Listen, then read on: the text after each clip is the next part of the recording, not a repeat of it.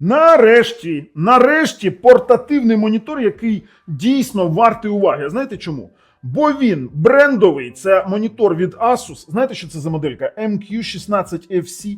При тому, що він металевий, з такою ніжкою. І ви знаєте, чому сюди два дрота підходять? А можуть підходити один дріт. І він все одно буде працювати, бо в ньому є Power Pass-Through режим.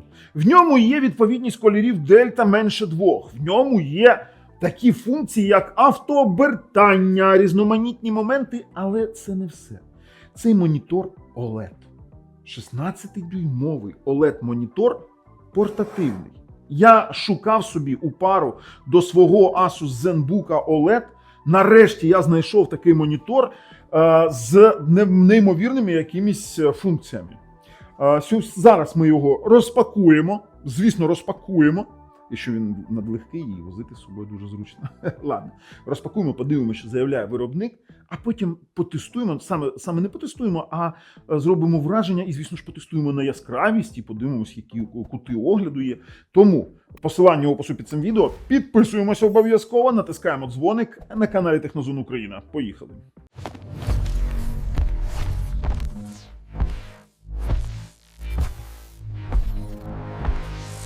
Asus ZenScreen OLED. Портативний монітор MQ16FC. Ну тут можете подивитись 1,8 кг. Нічого цікавого для нас на коробці більше немає. А ось саме цікавинки у нас отут усередині. Дивіться. Комплектність просто рівня Asus. Так, я зараз розповім все до того, як достану монітор. Це в нас чохол. І повірте, чохол я ще не отримував ні у якому моніторі у комплекті. Подивіться на цей чохольчик. Ви відкрили, зложили, поклали і поїхали з монітором. Бо це тревел-монітор. Потім є блок живлення, який нам зовсім не обов'язковий, до речі. Блок живлення в нас, наскільки? 30-ваттний. І знаєте, що саме цікаве? Що він універсальний, ну, як для тревел-монітору. У нас є такий штепсель під євровілку. Дивіться. Оп! Є отакий конектор під Англію. А є в нас ще трипод-конектор, якщо у вас є фірмовий трипод під такий, чи універсальний трипод саме під отакий конектор, під такий монітор. Трипода, звісно, немає у комплекті. Є в нас міні-HDMI, якісний міні-HDMI, плетений. Дивіться, гарний. Тепер є Type-C з кутовим конектором, то теж гарний дріт. І є навіть ганчірочка для протирки екрану. Оцього мені к моніторам не клав ніколи ніхто. Портативним. Дивіться. От комплект просто неймовірний. Тепер далі. Давайте так. Якщо ми кажемо про комплект, то давайте дістанемо сам монітор. Він просто надлегкий. Він просто надлегкий. Звісно, я тут вже намацав, то така фігня собі. Asus OLED 1920 на 1200, 95% DCI-P3, Power Pass-Through, потім покажу, що це таке крутелезна річ. Про трипод написали і USB Type-C монітор. Позаду він металевий повністю, і в нього відкидний ось така підножка. Дивіться. Він регулюється за своїм кутом, як хочете. І це все металеве позаду, все на металі. Тут в нас Type-C 1, Type-C 2, при тому, що Type-C з дисплей-портом. Є в нас міні-HDMI, кнопки керування меню і, в принципі, все. Тут в нас тільки замочок Kensington. Більш нічого немає. Пішли зараз, подивимось на сайті, що нам заявляє виробник, а потім вже підключимо і будемо тестувати далі. Ну а тепер давайте почитаємо. Портативний монітор Asus ZenScreen OLED MQ16FC. І там 1920 на 1200 це все зрозуміло. Наскрізне живлення – це дуже круто. Особливо для мене, коли я беру з собою ноутбук і їду кудись працювати на виїзд.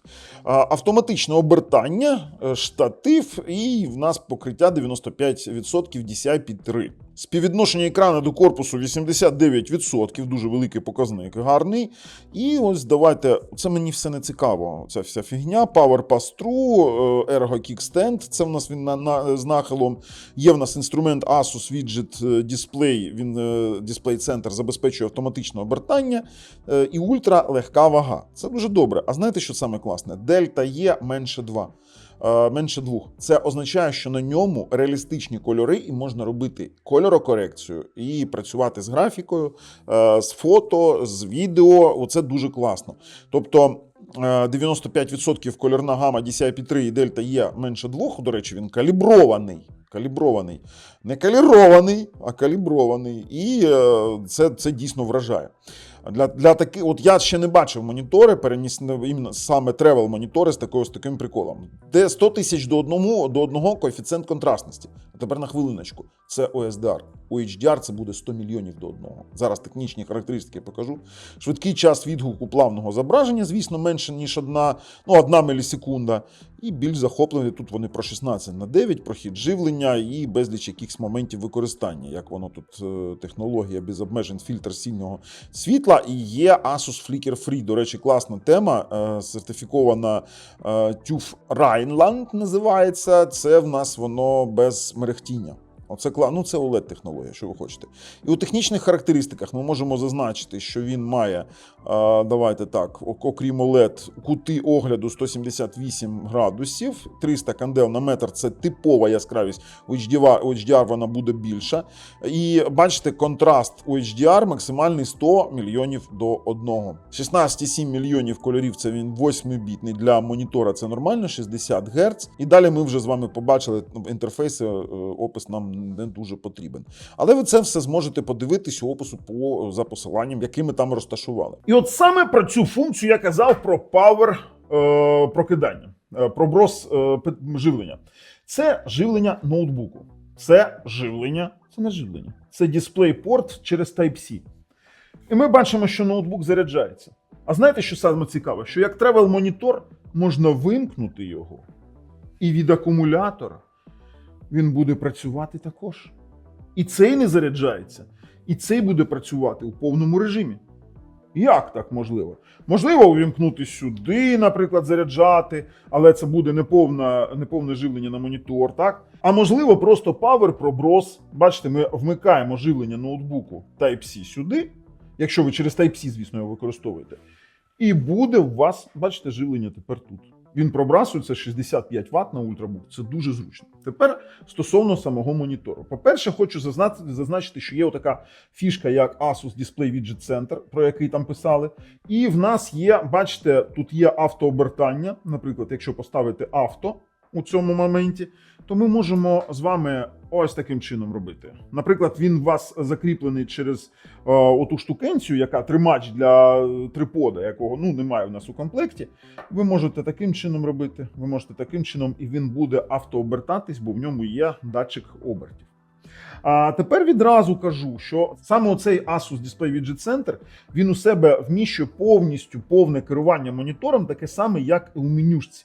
Тобто, якщо ми підемо у меню, дивіться, ми з вами побачимо, що в нас є Splendid, iCare і все інше таке саме керування, як є у Splendid. Тобто ви можете робити ті самі налаштування, перемикати ті самі режими. І, до речі, відразу давайте до режимів перейдемо, якщо ми тут. Давайте, є режими з RGB, повне сумісність з RGB, є M-Model мод, є режим пейзаж, театральний режим, ігровий.